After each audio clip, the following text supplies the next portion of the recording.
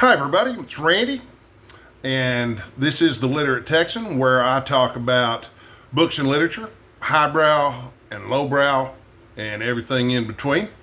Tonight, I want to talk about how to be a better reader, how to read better. And I've taken some notes here. So, let's see here, and I've, sort of put my thoughts in order. But don't worry, I'm not reading from a script here. I just have some notes to keep my thoughts organized a little bit, okay? So, anyway, why everybody I know wants to become a better reader. Well, almost everybody I know. I think Steve Donahue probably doesn't want to become a better reader. He probably thinks he's good enough at it already. But I don't know, maybe he's on a constant, never-ending cycle of improvement when it comes to that too. But why do we want to become better readers? Obviously, I think a lot of us who are devoted to reading as a hobby want to look at the world through different viewpoints, different eyeballs, okay? So, becoming a better reader means you're better at thinking about whatever the author was thinking when they put it on the page. Reading is a form of telepathy, and it's actually pretty amazing when you think about it. So, but this has been one of the perks of Booktube for me. I've seen a lot of videos lately, and I think most of them are just clickbait anyway.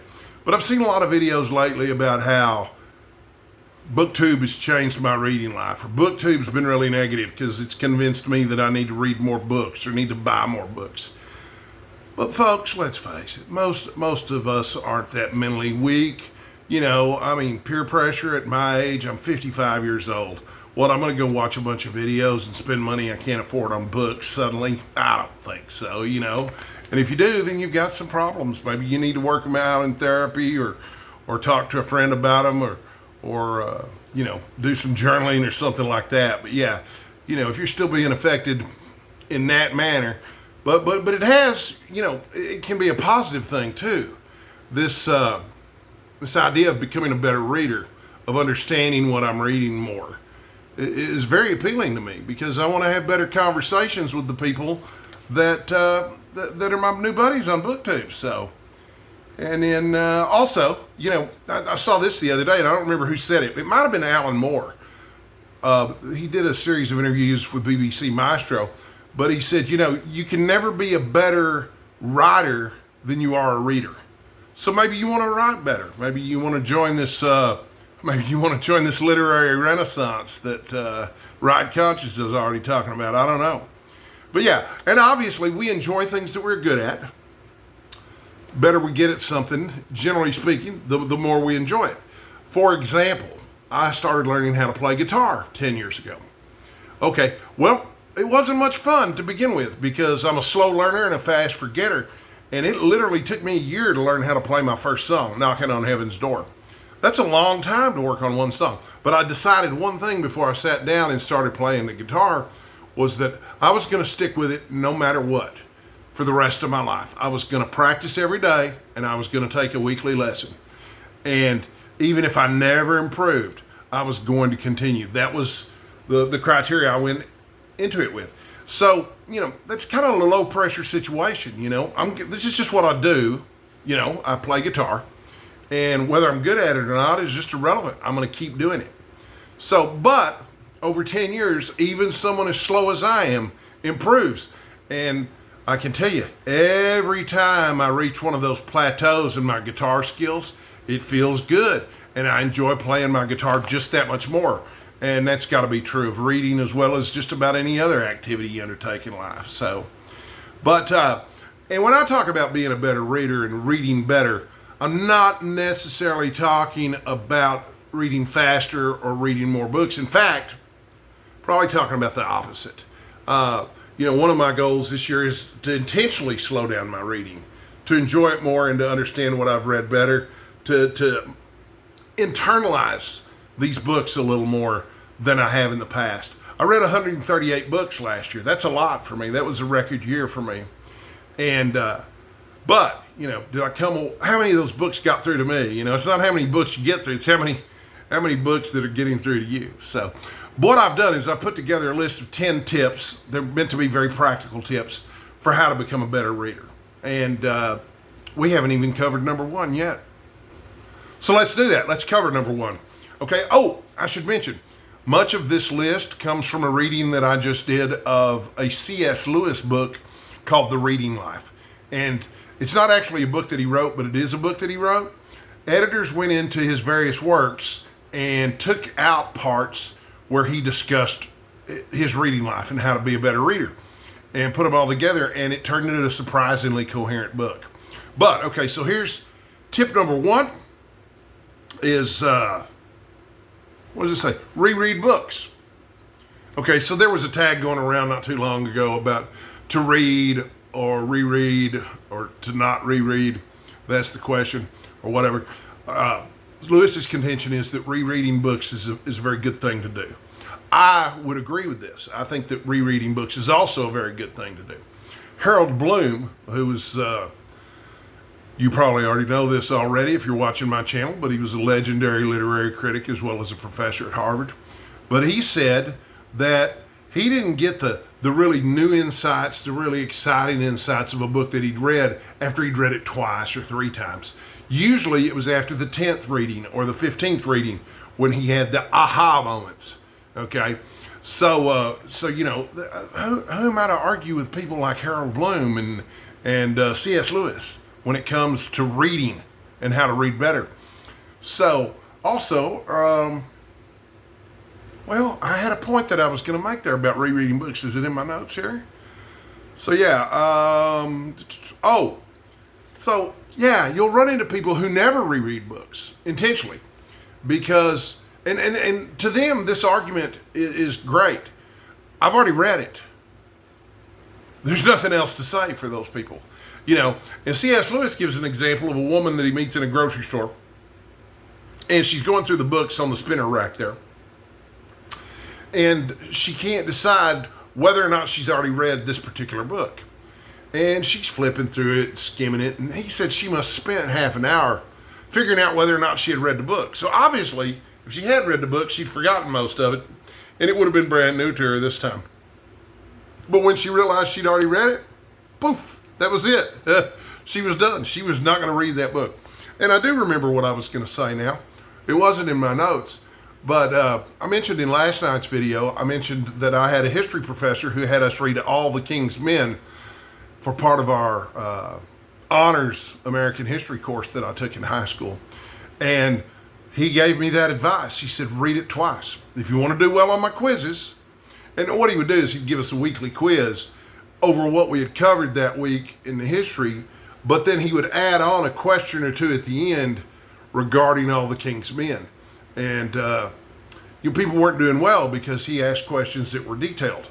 And, you know, his advice was read it twice. You know, read whatever your reading allotment for this week is, read it twice. He said that's what I learned to do in college, and that's what helped me pass my college English classes. And it was some of the best advice I'd ever gotten. You know, so yeah, and C.S. Lewis's suggestion, how often should you read a great book or something that you've chosen to be part of your personal literary canon? He said you should shoot for 10 times, 20 times, read it 30 times over the course of your lifetime. I'm getting to an age now where I'm probably not going to read any book 30 times. Although, I do reread The Great Gatsby every year. So it's possible that I will, follow through and reread The Great Gatsby pretty soon. And maybe I will hit 30 repeats on it. To be fair, it's a really short novel too, though. Number 2 on my list is to make reading a priority. And that, sounds vague enough, but let me explain what it really means. It really means, a lot of people read in their spare time, and that's okay. But they'll read with the radio on, they'll read in the bathroom, they'll, read when they're sitting in a waiting room somewhere. You get a lot read that way, okay? But that does not necessarily make you a better reader. What makes you a better reader is to have a scheduled time that you read, a routine that you follow, and so, you find someplace quiet where you give 100% of your attention and your being to whatever it is that you're reading. So that's what it means to make reading a priority. I want to go back just a second, and this applies to both of the tips that I've covered so far. There's a movie about C.S. Lewis's relationship with the American poet that he married late in life, and she wound up. And as always, I'm going to spoil everything here. So if you don't want this movie to be spoiled, just skip this next part. But it was a movie called Shadowlands. It's a very good movie. But Deborah Winger, as she often does in movies, gets sick with cancer and dies. But one of the things that she's discussing with C.S. Lewis when she first meets him, and keep in mind, she's a writer. She's been married to a writer in the United States. And she knows that C.S. Lewis is a writer. They've been corresponding for some time. They were pen pals. And she mentions something about the world of real experience being more important than reading and living life through reading. And C.S. Lewis points out to her, hey, reading itself is a real activity. If you think about it, it's true. It is an activity. Reading is no less of an activity than climbing a mountain. It's something that you do.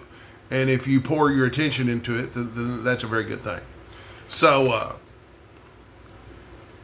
point number 3 is be willing to let a book change your life. Non-readers, casual readers, people who are bad at reading, you never hear them say, oh my God, I read this book and it changed my life. I came away from this thinking about the world differently. You should be willing and able to let a book change your life. Otherwise, what's the point, right? You've got this activity where you get to read the minds of hundreds, probably thousands of different people and get all these different perspectives and viewpoints. And you're going to be immune to letting those change you in some way? Man, what a waste of time, You might as well sit around and watch reality television, okay? So that's tip number 3 is be willing to let a book change you and change your life.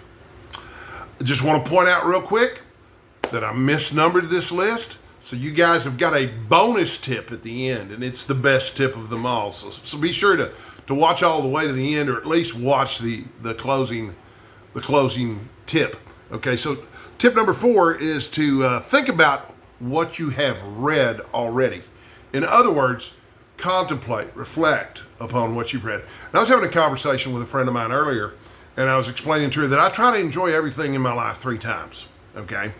I try to get triple pleasure. I try to cheat. And the way I do this is, it used to be like I'd come up with a surprise date to go on with a girlfriend. Well, okay, if it's a surprise, you don't get to look forward to it. I mean, you might get to look forward to it in a vague way, okay? But if you got tickets to go see Eric Clapton, then you can look forward to that in a very specific way, and you can get literally weeks of a certain kind of enjoyment, the enjoyment of anticipation, just from waiting. Then you go to the concert, and you get to enjoy the concert, and most people, that's all the pleasure they get out of it. And then number 3 is when you look back on the concert, and you think about what a good time you had. And depending on the size of the event, you might just take a couple of selfies on the cell phone so you know where you were that night. But on the other hand, if it's a big event, let's say it's my 50th birthday party, for example, you're going to want to take a lot of pictures and maybe even make a scrapbook out of it. Reading, if it's important to you, should be important enough for you to record the experience. A lot of people keep reading journals. A lot of people keep notes in their books, exactly. And so, you can write book reviews. Okay, that's a way of looking back at what you've read, in a more immediate manner than having a scrapbook. You could also make YouTube videos with recaps. And I know it's become really common for people to do weekly, monthly, and annual recaps of their reading. This is another way to look back consistently on your reading. But this repetition of this behavior of looking back and thinking about what you've read, maybe you decide to memorize a poem. That's a wonderful thing to do, because then you possess it by memory. Nobody can take it away from you, especially if you practice it every day. And if it's a really meaningful poem, if it's something that changed your life, because remember back in that tip we talked about it, repetition, confirms and reinforces that learning that you've gone through. So these are all ways of thinking about what you have read. So, moving on to tip number 5 is read old books. Don't be a slave to the new. Now, I run into this a little bit more. I know a lot more movie lovers than I know book lovers, because that's just the world we live in. It's a post-literate society.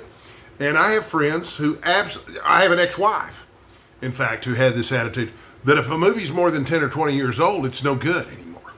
Somehow they got the old and bad to become synonyms, and new and good have become synonyms too. And I'm of the opinion that you ought to be able to move forward in time and backwards in time and recognize the quality of the work and the enjoyment from it without regards to the time that it was filmed. And this holds true for books too. And C.S. Lewis's suggestion is that for every new book that you read, you should read an old book. And the reasoning for this is simple. Things change over time, okay? Some stuff that seemed really silly to us was deadly serious to people in the past. For example, it was only 150 years ago, man, that they were still using leeches on people to try to cure them of stuff. They wouldn't dream of washing their hands, okay, or wearing a mask in the operating room, because nobody knew about germ theory yet. The whole world of medicine changed when germ theory became a thing. And when you read about that, it reminds you that whatever the current thinking is about a certain subject might change dramatically as new things are learned, and just, be nonsense. And you wouldn't know it or be able to evaluate the argument or think that way without doing it. Also, a lot of old books are just plain good. Charles Dickens was terrific, man. William Shakespeare, even more so, even more terrific. And these are people, Shakespeare wrote 400 and something years ago. Dickens was, a little closer, but still. My Aunt Marty, who was one of my original reading mentors, and she was a big fan of Mark Twain, Huckleberry Finn in particular, but she also really liked, what was the novel? I think it was Tom Sawyer, Boy Detective. But that's how she read, and she read, all her life. Even after she had her strokes, she would still read books, and we talked on the phone fairly often.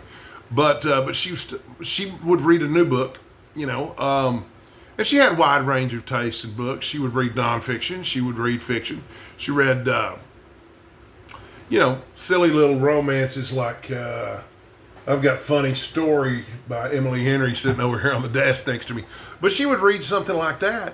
But then she'd go read Great Expectations by Charles Dickens, and then she would switch to a new one. And she went back and forth between a classic and a new book.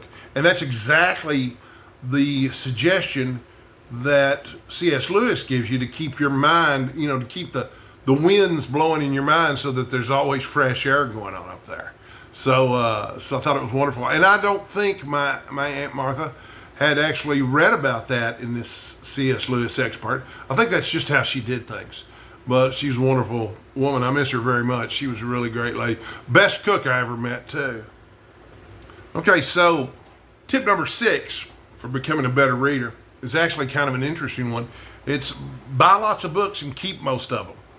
Okay, so a lot of people would argue that you don't need to keep books that you're never going to reread. In fact, these are the standards for my library, okay? If I'm going to reread it, then I'm going to keep it, okay? If it's something I think my kids will like, after I shuffle off this mortal coil, then I'll hang on to it. But the other books in my library, they just need to go. And part of the reason I have a library like that is I've been defining and refining my standards for what to buy in my library, and they've changed, as I've thought about it more. And so now I would never dream of buying a book that I wasn't planning on keeping. The best, you can tell what's a quality book by whether or not you're willing to reread it or whether or not you want to reread it. So, you can't predict that with 100% accuracy, but you can predict it you can predict it. You can predict whether or not this is a book that you're going to want to keep. And so that's my new strategy when it comes to buying books if it's something that I'm not planning to keep or bequeath to my children, then I don't buy it. I'll read it at the library or something like that instead. Okay, so tip number 7, it's probably my favorite tip in here, okay? It's to maintain a reading routine. And different people are going to have different ways of creating a routine, but I want to throw C.S. Lewis's ideal routine at you and see what you think about it, okay? Now, not everybody, he's a professor of English. It's his job to read books. So that's a pretty good deal. And that's one of the reasons I have this channel, is I want it to be my job to read books. So if you want to support me in that, of course, I do have a Patreon. It's not fully set up yet, but it will be probably over this weekend. I'm planning to work all weekend. But yeah, you can help support me. I think the lowest price membership's $5 a month. I mean, you can't buy a cup of coffee for $5 a month. Why would you not want to spend $5 a month to get exclusive content from the Literate Texan? That's me. Anyway, tip number 7, have a reading routine. Usually that involves having a whole routine for your whole day. And so for C.S. Lewis, this is what that looked like. I wrote this down because, you know what, honestly, it sounds like a really great routine for me too. At 8 a.m. sharp, breakfast is on the table and you're eating breakfast. All right, you get to do that till 9 a.m.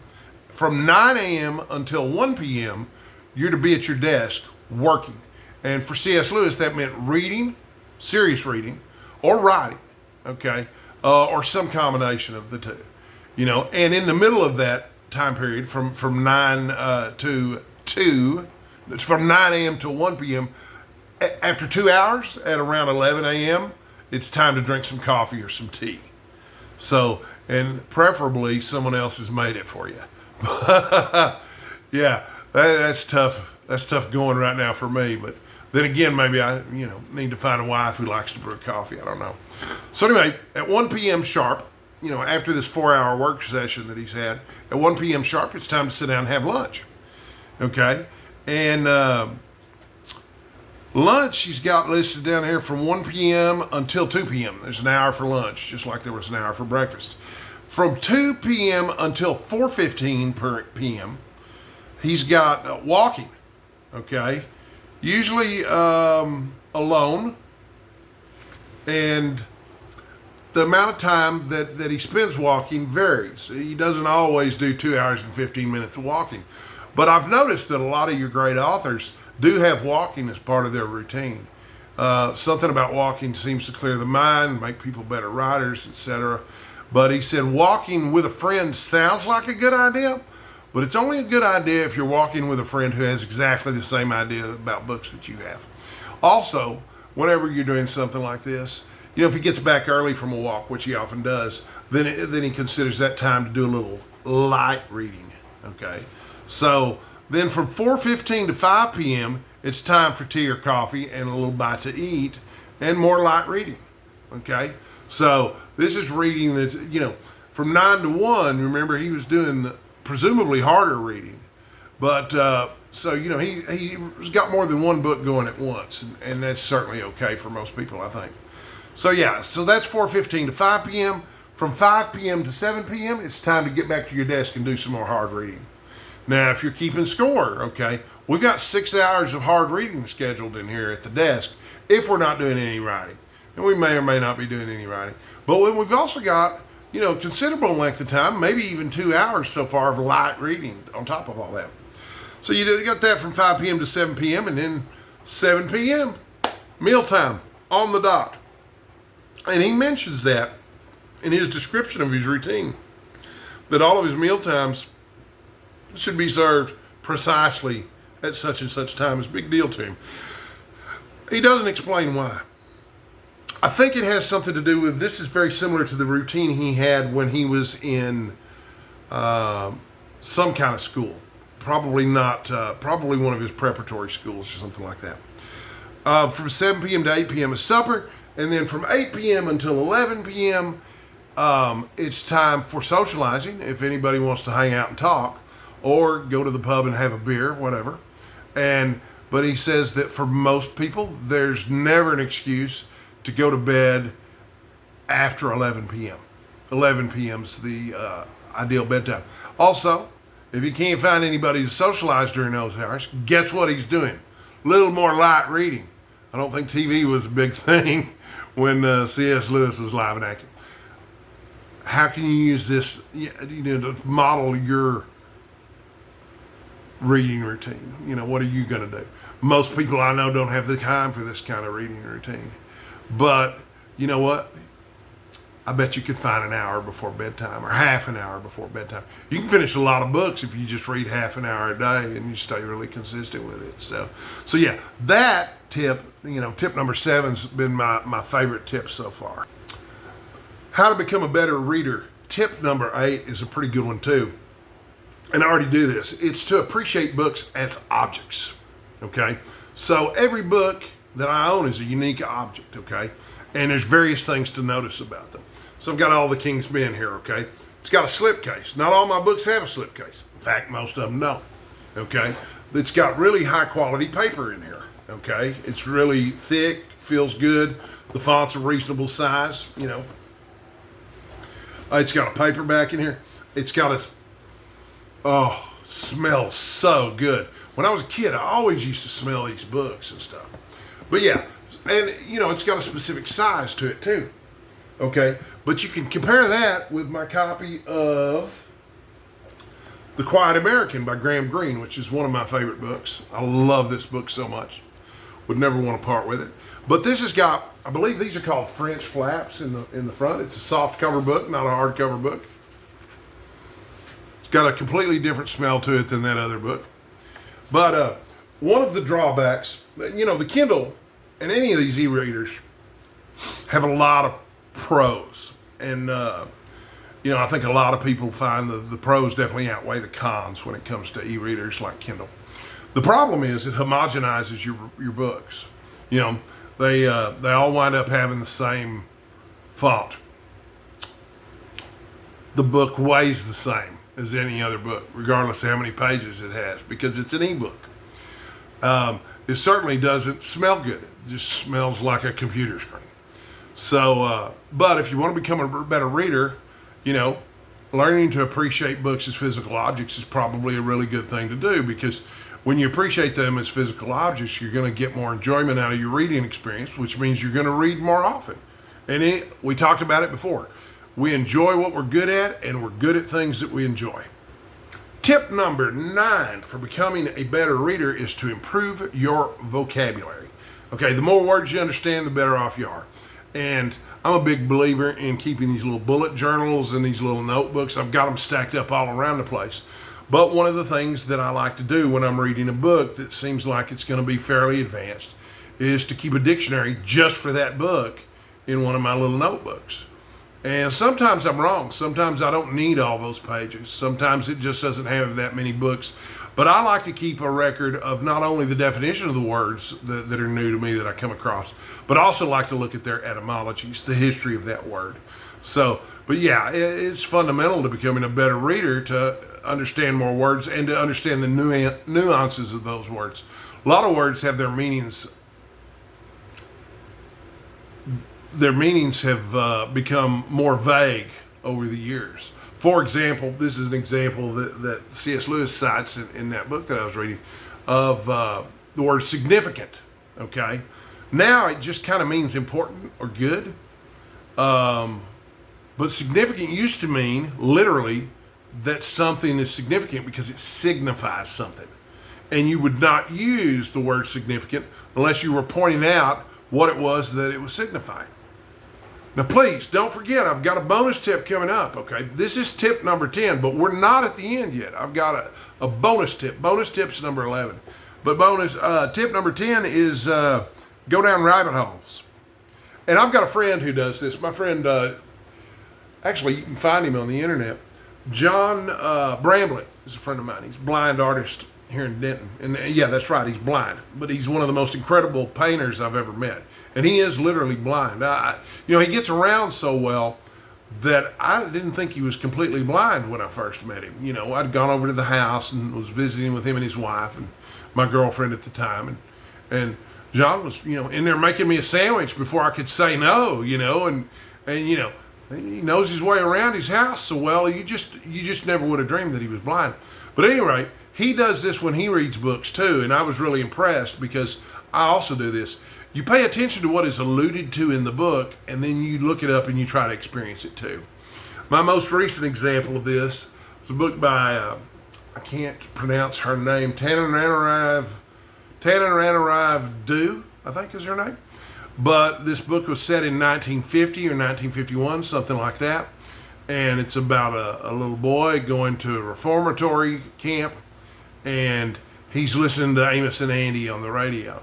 And you know what? I'd never listened to the Amos and Andy show on the radio before. So I looked it up and watched some episodes of it. Got some exposure to a TV show and a radio show that I wouldn't have gotten an exposure to otherwise. And it helped me make that novel into a more immersive experience. And then there was a song or two that was mentioned in the book. And I looked those songs up and listened to those. And if you do that, as you read a book, any book that's got those kinds of allusions in it, Moby Dick, for example, has references to various works of art that feature whales. But if you do that, you're expanding your mind in really interesting ways because you're experiencing all kinds of stuff just by doing a deep dive into that book. So that's number 10. That's, to me, is really, really, really great tip. Okay, and as promised, here is tip number 11 for becoming a better reader. And that is to mark your books. You know, take notes in your books. Now, this doesn't mean that, okay, you saw this. That's a collectible edition of All the King's Men. I'm never going to write in that, okay?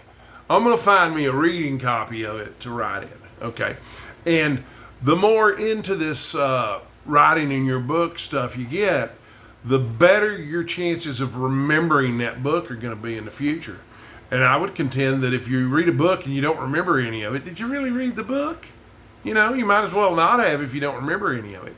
But C.S. Lewis, in one of his letters to a friend, was talking about how with certain books, he has to treat them as if they're a hobby unto themselves. That novel is a hobby unto itself. And he said, you know, on the inside front cover, he'll do things like draw maps. He will put together genealogies. He'll put together family trees for the characters. And, you know, things like that. And that's fairly interesting. But what was more interesting to me was he would write a headline for every page of the book. Now, to me, that's fascinating because if you've got a 300-page book, you're going to wind up with 300 headlines. You're going to wind up with 300 sentences that are going to, in a way, summarize the action of the book. And then also, you know, he does underlining for whatever reason he does underlining. But when he's really into this book, he will put together an index for everything that he's underlined. And, you know, he'll put that in the back. There was also a book that he read, and I thought this was funny. He read that he really didn't like it at all. The only note he left in it was in the back cover, and he wrote, "Never again," which I thought was really funny.